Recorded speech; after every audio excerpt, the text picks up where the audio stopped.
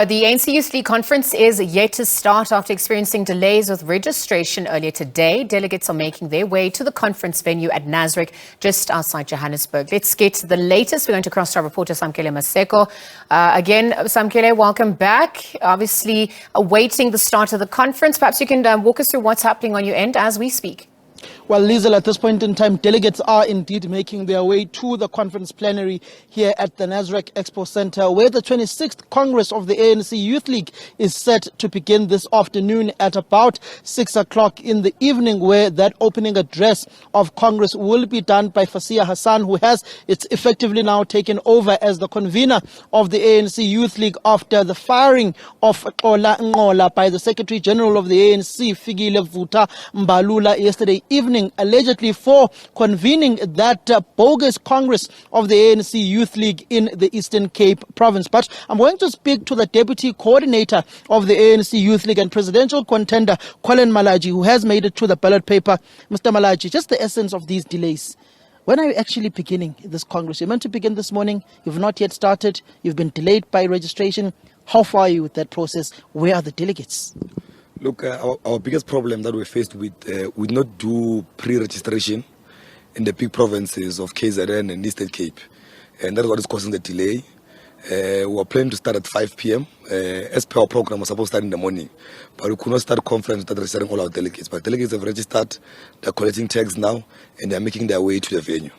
How are they collecting tags now if they are on their way here? Because I would assume if they've gotten their tags, they'd already be here. Why would they collect their tags and not get their tags on the registration process at the UNISA Conference Center?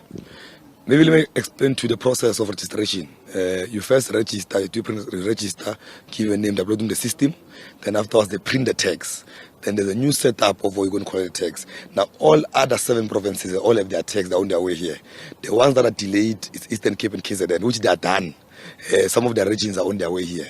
Now, when I'm saying delegates, I'm talking about those ones that must still collect their tags because they not do pre-registration.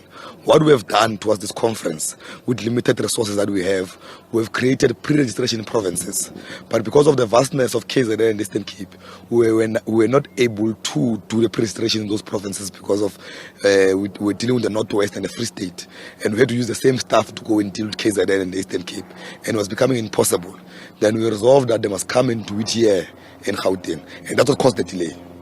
On the issues of this Congress, there have been issues of credentials by those whom are contending on contesting you for the position of president, since you're the only one who's made it to the ballot thus far. What do you have to say about Aphiwe Mkhangelo saying that there are bogus delegates at this Congress? Delegates are being swapped illegally, which is the same accusation that Ola Ngola has made in his letter that he sent to ANC officials, which we've seen this morning.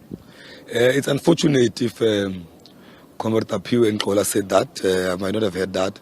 But how conference is designed, there's an item where you discuss credentials. Now, that's where all of those issues are raised in conference. Conference discusses credentials and adopt them, then we move on.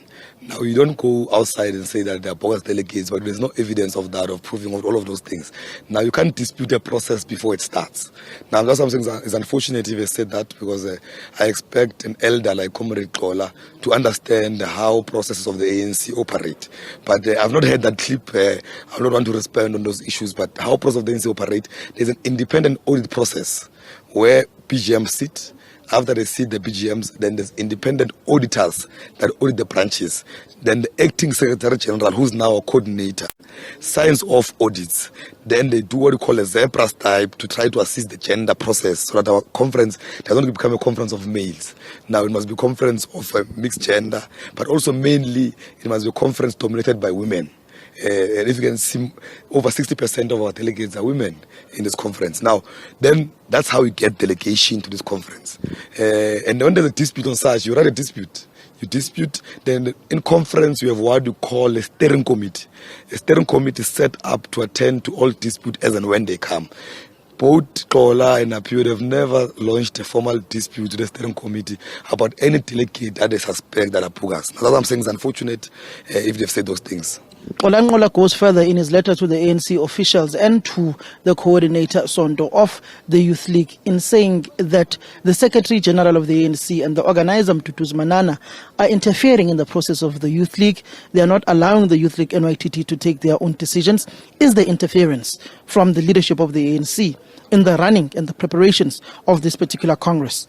You see, when you talk about Philem Balula and Comrade Mdumanana, we're talking about two comrades that were able to resolve a Sanko issue of parallels. We're talking about comrades who have resolved the COSAS issue of parallels. We're talking about comrades who have resolved the SASCO issue of parallels. We're talking about comrades who assisted the Youth League to go to conference within 3 months of being appointed. We were told when we were appointed with a mixture of MPs that we'll reclaim our autonomy at our own conference. At this point, the ANC will assist and monitor us to make sure that we deliver a conference of the ANC Youth League. We all accepted when we were told that by the ANC that we're going to babysit you because you've collapsed 2 structures of task teams because of infighting and many other things. We are going to make sure that you deliver a credible conference. Look where we are 3 months later. Now, that's hard work. I don't think that is interfering. That is assisting the organization to move forward. And as Secretary General, you have a responsibility to make sure that your leagues exist. You can't be Secretary General where all your leagues are task teams. As I said here, the Youth League is in conference. Weeks from now, the Women's League will be in conference. Is that not progress? That's progress. That is organizational building. That is the role of the SG. That was a full-time official of the ANC to make sure structures of the Youth League assist. The Youth League is an organ of the ANC. It does not operate independent from the ANC, but it's got its own autonomy to call its own meetings and have its own constraint and have policies that are aligned with those of the ANC. That is the Youth League that is designed. But in our situation, we're an ANC task team. Now, we are appointed for the purpose of building structures of the Youth League. After today, on Monday, we'll reclaim our full autonomy. Whoever is going to get elected will operate fully with their full executive powers. Now, that's what we were told when appointed. And everyone else, including Kola, accepted that, clapped hands. Now, you can't say 2 months later, you say, no, there's interferences, when they told you that the organizing team of the ANC will monitor to make sure that not only in the Youth League, the Women's League is the same thing, the Veterans League is the same thing. Now, they've all accepted that formula. It has worked for the Youth League. This is a good example. We're in conference now of the ANC Youth League. There were 2 task teams that have attempted to go to conference and have all failed because they wanted to behave like elected executive structures, not task teams of the ANC. But is this not compromising the autonomy of the ANC Youth League, which the likes of Malusi Kikaba, Philem Balula, Julius Malema, when he was still in the Youth League, Ronald Lamula, where he lost out in 2015 against Colin Maine, where he said the autonomy of the Youth League had been captured by the elders of the ANC, the then Premier League. Is this not affecting the autonomy of the ANC Youth League, with the ANC being so integrally involved in the processes of this Congress? The ANC Youth League is in its conference now to elect its own leaders. There's no elder here who's electing. These branches that nominated me to be president, none of them are elders, are members of those branches. Now, it's just fallacy to say that there's an over-interference. No. There was an assistance in organizing a conference of the Youth League. We presided over our own branches and PGMs of the ANC to elect delegates. There was no elder of the ANC who was in PGM as a employee, apart from NYTT members who were old, who were assisting the process. But they didn't even launch branches. Branches were launched by regions. We dealt with the issues of organizing the national conference and making sure that the processes are free and fair, disputes are attended. Now, today we're here to reclaim our full autonomy.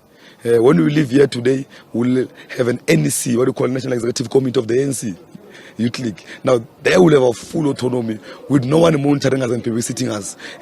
Now, the purpose of this conference is to reclaim our full executive powers of the ANC Youth League. That's why we're here. When will you be electing the officials of the ANC Youth League? As per our program, we're going to have an opening today by the acting convener. Then have a political report, then have the Secretary General of the ANC to address us. Then we're going to have a closed session where myself as the deputy coordinator will be presenting credentials of conference. Then when the credentials of conference are adopted, you will then have an item of constitutional amendment. And when that is done, the electoral agency will come forward to announce the nominations as they've announced it here for conference. Then they'll allow space for those who want to be raised from the floor. Now today we'll be dealing with that. Now those who reach threshold from the floor, they go to ballot and they prepare ballots and the voting will happen. Now today we'll be dealing with that as a program for today. Then tomorrow we'll deal with the organizational report, which is another internal document. We'll deal with the financial report, which is another closed session document. Then we'll open up conference afterwards for everyone to be able to participate. Then our conference will be have the presence of the president on the last day to give us an address. Then after the presence of the president, the newly elected president will officially close the conference. Speaking about the president of the ANC and president of the country, he's just been cleared of any wrongdoing on the Phala matters. What is your view as Colin Malachi on this particular matter? You may not speak on behalf of the Youth League, but of course you are also the deputy coordinator, so you may. What is your perspective on what the acting public protector, Kollega Tsalega, said the president there was no evidence of wrongdoing or the president breaching his oath of office? We're constitutional democracy. We're all subjects of the laws of this country. Now, the president has subjected himself to a process. The process cleared him. Now, he's cleared. Now, I can't have my views called Malachi outside the law of South Africa. Now, if he's cleared, he's a free man, he's clear of that, anyone who's got issues with that must appeal that processes. But he has subjected himself into processes of this democracy that we fought for very much. The ANC has protected the institution of the states for too long. They have protected them, and all of us, no one is above the law in this country. That's why even the president of the country, the first citizen, subjects himself to the process. I'm happy that our president continued to the values of protecting our internal democracy. Where's Ngola right now as we speak? I might not know where he is. The ANC internal process are dealing with that process. He's been recused the same way he was appointed, the same way he was removed. We're all appointed the same way. If the ANC feels that we're no longer delivering to our terms of reference, they have a right to withdraw us. Are you anticipating any chaos with those who support him and Apiwe Mkhangelwa, disrupting Fasih Hassan from delivering the opening address of this Congress? I don't think so. The ANC, the new SG of the ANC is a strong believer of discipline. Any organization that lacks discipline will die a natural death. And I know very well, the message is very clear. With an SG who is well trained to protect the interest of the ANC. And this conference is highly protected by members of the Youth League, by the ANC itself. There's no member of the Youth League who will be disciplined in this conference. So you don't anticipate a bum conference like it happened with Julius Malema when he was still the Youth League president of that conference that was stopped in the Free State? Not yet. This conference, we're not going to have such anarchy. It's going to be very peaceful processes. We have seen our registration was running smoothly. We had a bit of issues there and there, but it's a very peaceful, smooth conference that we're having here. The only challenge that we have is the delays that we're faced with. But apart from that, this is not a conference of anarchists. This is a conference of young people of the African National Congress who are building a body of opinion of the African National Congress and the country in general. Are you a proxy of Fikile Mbalula? You've been accused of being such. You speak so eloquently of him. Some are saying that he's pushing so hard to have you elected because you will ultimately punt him for the 2027 conference of the ANC, and you are his proxy, and others are proxies of Mduduzi Manana and other leaders of the ANC. Look, I've got my own credentials. Comrade Fikile Mbalula has known me since I was a 13, 14-year-old. Has been knowing me for years. I don't think if anyone supports me on the basis that they think Fikile Mbalula supports me. I'm not contesting on anyone's credentials. I've got my own track record. I'm a former president of COSAS. I'm a former NEC member of SASCO.